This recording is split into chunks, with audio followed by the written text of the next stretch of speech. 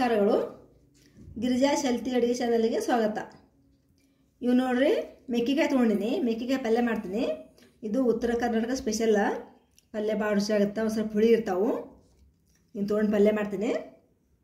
ಇದು ನೋಡಿ ಚಳಿಗಾಲಕ್ಕೆ ರೀ ಬರ್ತವೆ ಕಾಯಿ, ಯಾವತ್ತಿಗೆ ಬರೋಂಗಿಲ್ಲ.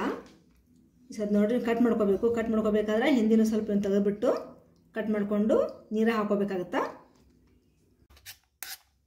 ಇದು ನೋಡ್ರಿ ಹಿಂದಿಂದು ಸ್ವಲ್ಪ ಮುಂದಿನ ಹಿಂಗೆ ತೊಗೊಂಡ್ಬಿಡ್ಬೇಕು. ತೊಗೊಂಡು ಕಟ್ ಮಾಡ್ಕೋಬೇಕು.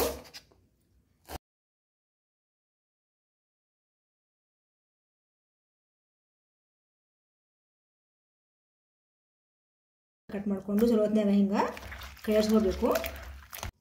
ಹಿಂಗೆ ನೋಡ್ರಿ ನೀರು ತೆಗೆದು ಹಿಂಗೆ ತೊಗೋಬೇಕು. ಮ್ಯಾಗಿನು ಕಟ್ ಮಾಡಿಕೊಂಡಿದ್ದು ಮೆಕ್ಕೆಕಾಯಿ ರೆಡಿ ಅದಾವು. ಈ ಸದ್ದ ಪಲ್ಯ ಮಾಡ್ತೀನಿ.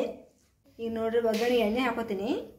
ಎಣ್ಣೆ ಸ್ವಲ್ಪ ಇದಕ್ಕೆ ಹೆಚ್ಚಬೇಕು, ಅಂದ್ರೆ ಭಾರಿ ರುಚಿ ಆಗುತ್ತೆ ಪಲ್ಯ. ನಾನು 3 ರಿಂದ 4 ಟೇಬಲ್ ಸ್ಪೂನ್ ಎಣ್ಣೆ ಬೇಕಾಗುತ್ತಾ. ಇದಕ್ಕೆ ನೋಡ್ರಿ ಒಗ್ಗರಣೆಗೆ ಸಾಸಿವೆ ಬೇಡ, ಜೀರಿಗೆ ಹಾಕೋತೀನಿ. ಜೀರಿಗೆ ಹಾಕೊಂಡ್ರೆ ಘಮ ಬರ್ತೈತಿ, ಅದಕ್ಕೆ ಜೀರಿಗೆ ಹಾಕೋತೀನಿ. ಜೀರಿಗೆ ಸ್ವಲ್ಪ ಕೆಂಪಾಗಲಿ. ಈಗ ನೋಡ್ರಿ ಜೀರಿಗೆ ಕೆಂಪಾಗ್ಯಾವ. ಸ್ವಲ್ಪ ಹಾಕೊಳ್ಳೋದು ಉಳ್ಳಾಗಡ್ಡಿ ಸಣ್ಣ ಕಟ್ ಮಾಡ್ಕೊಂಡು ಹಾಕೋತೀನಿ. ಮತ್ತೀಗ ನೆಕ್ಸ್ಟ್ ಹಾಕೊಳ್ಳೋದು ಬೆಳ್ಳುಳ್ಳಿ, ಸ್ವಲ್ಪ ಕರಿಬೇವು ಸೊಪ್ಪು. ಈಗ ನೋಡ್ರಿ ಈರುಳ್ಳಿ ಬೆಳ್ಳುಳ್ಳಿ ಸ್ವಲ್ಪ ಕೆಂಪಾಗ್ಯಾವು. ಈಗ ಹಾಕೊಳ್ಳೋದು ನಾನು ಏನು ಮೆಕ್ಕೆಕಾಯಿ ಕಟ್ ಮಾಡ್ಕೊಂಡು ಹಾಕೋತೀನಿ. ಎಲ್ಲ ಚಲೋ ಕಟ್ಕೋತೀನಿ. ಸದ್ದ ನೋಡಿ ಉಪ್ಪು ಹಾಕೋತೀನಿ. ಇದಕ್ಕೆ ಹಾಕೋಬೇಕಾಗಿತ್ತು ಅಚ್ಚ ಖಾರದ ಪುಡಿ, ಅರಿಶಿನ ಪುಡಿ. ಈಗ ನೋಡ್ರಿ ಹಾಕೋದು ಬೆಲ್ಲ.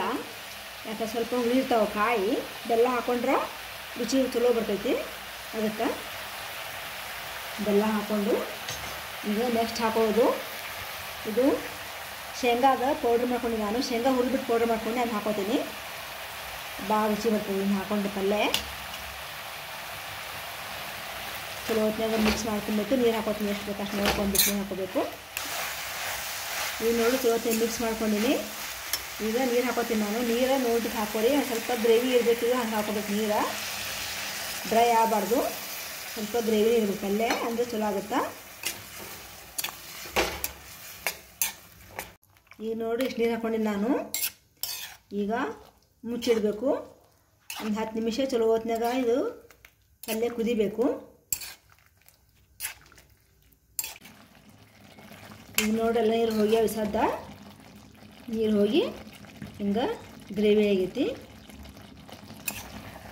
ಎಷ್ಟು ಗ್ರೇವಿ ಆಗಬೇಕ್ರಿ ಅಂದ್ರೆ ರುಚಿ ಆಗುತ್ತೆ ಪಲ್ಯ. ಈಗ ನೋಡ್ರಿ ಉತ್ತರ ಕರ್ನಾಟಕ ಸ್ಪೆಷಲ್ ಮೆಕ್ಕೆಕಾಯಿ ಪಲ್ಯ ರೆಡಿ ಐತಿ. ಭಾಳ ರುಚಿ ಆಯ್ತು ಪಲ್ಯ. ಇದು ಮನೆ ಎಲ್ಲ ಘಮ ಅಂತ ಪಲ್ಯ ಮಾಡೀನಿ. ನೀವು ಈ ರೆಸಿಪಿ ಮನ್ಯಾಗ ಟ್ರೈ ಮಾಡಿರಿ.